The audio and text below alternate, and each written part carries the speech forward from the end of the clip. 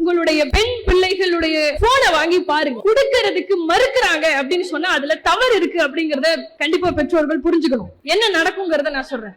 அந்த டீனேஜர் கடந்து வந்ததுனால நான் அதை சொல்றேன். இன்ஸ்டாகிராம் அப்படின்னு ஒண்ணு இருக்கு, உங்க எல்லாருக்கும் தெரியும்னு நினைக்கிறேன். அதுல போட்டோ போடலாம். இன்னொரு விஷயம், உங்களுக்கு தெரியாம போட்டோ போடலாம், உங்களை மறைச்சு வச்சுட்டு போட்டோ போடலாம். எவனுக்கெல்லாம் காட்டணும்னு தோணுதோ அவனுக்கு மட்டும் காட்டி போட்டோ போடலாம். டெக்னாலஜி. உங்க பெண்கள் பிரைவேட் அக்கௌண்ட் வச்சிருக்காங்க அப்படின்னா கண்டிப்பா அதனுடைய பாஸ்வேர்டு உங்ககிட்ட இருக்கணும். என்னோட போன்ல இருக்கக்கூடிய இன்ஸ்டாகிராம் ஐடியும் என் அம்மாவினுடைய போன்ல இருக்கக்கூடிய இன்ஸ்டாகிராம் ஐடியும் சேம். இதுல எனக்கு எந்த வருத்தமும் கிடையாது. அதுல அவங்களும் லாகின் பண்ணிருக்காங்க. யாராவது எனக்கு சலாம் சொன்னா அந்த நோட்டிபிகேஷன் என் அம்மாவுக்கும் போகும். யாராவது என்ன அழகா இருக்கேன்னு சொன்னா அந்த நோட்டிபிகேஷன் என் அம்மாவுக்கு போகும். நான் சேஃப் தானே? அப்படி நான் சேஃபா இருக்கனாலதான் நீங்க நின்று என்னால பேச முடியுது. இந்த சேஃபர் ஜோனை உங்களுடைய பிள்ளைகளுக்கு கொடுக்கணும். மேடையில நின்று பேசுறதுக்காக நான் சொல்லல, படிக்கிறதுக்காக நான் புக்க திறந்து வச்சு படிக்கும் போது என்ன நடக்கும்? பின்னாடி பட்டாம்பூச்சி பறந்துகிட்டு இருக்கும், பின்னாடி அவனோ வயலின் வாசிக்கிட்டு இருப்பான், பலூன் எல்லாம் பறந்துகிட்டு இருக்கும். அப்புறம் எப்படி படிப்பு மண்டையில ஏறும்? அப்ப நீங்க என்ன பண்ணுவீங்க? உனக்கு தான் வரமாட்டேங்குதுல, கல்யாணம் பண்ணிக்கன்னு சொல்லி அனுப்பிச்சு வச்சிருவீங்க. அப்ப உங்களுடைய பிள்ளைகளுக்கு சொல்லி கொடுக்கணும். ஒருத்தன் வருவான், ஒரு சைத்தான் வருவான், ஒரு இப்லீஸ் வருவான், உன்னை அழகா இருக்கேன்னு சொல்லுவான். அப்ப நீ என்ன பண்ணுவ?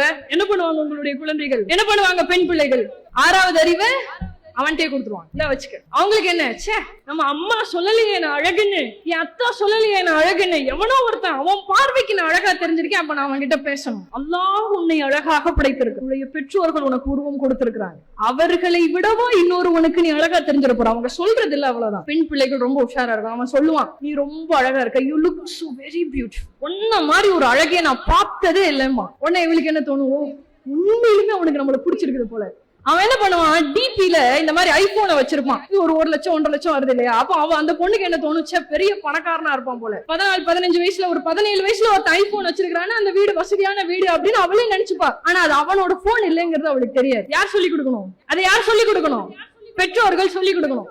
ஐபோனை வச்சுட்டு ஒருத்தன் இப்படி போட்டோ போட்டிருப்பான் மிரர்ல தெரியற மாதிரி, அவன்கிட்ட நோக்கியா போன் கூட இருக்காது, அவன் டெலிபோன் பூத்துல தான் போன் பேசுறவனா இருப்பான். அவன்கிட்ட போய் நீ ஏமாந்துட கூடாதுன்னு சொல்லி தரணும். ஸ்டோரி போடுவான், பெரிய 5 ஸ்டார் ஹோட்டல்ல நிறைய சாப்பாடெல்லாம் வச்சு போட்டோ எடுத்து I am chilling at 5 star ஹோட்டல்னு போடுவான்.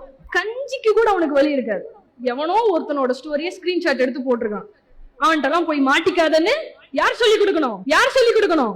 பெற்றோர்கள் பிள்ளைகளுக்கு சொல்லி கொடுக்கணும். ஆடி கார் முன்னாடி நின்னு ஸ்டைலா போஸ்ட் கொடுத்திருப்பான். ஷேர் ஆட்டோல போறதுக்கு அந்த நாய்க்கு வக்கு இருக்காது, அந்த இப்ளீஸ்க்கு அது இருக்காது.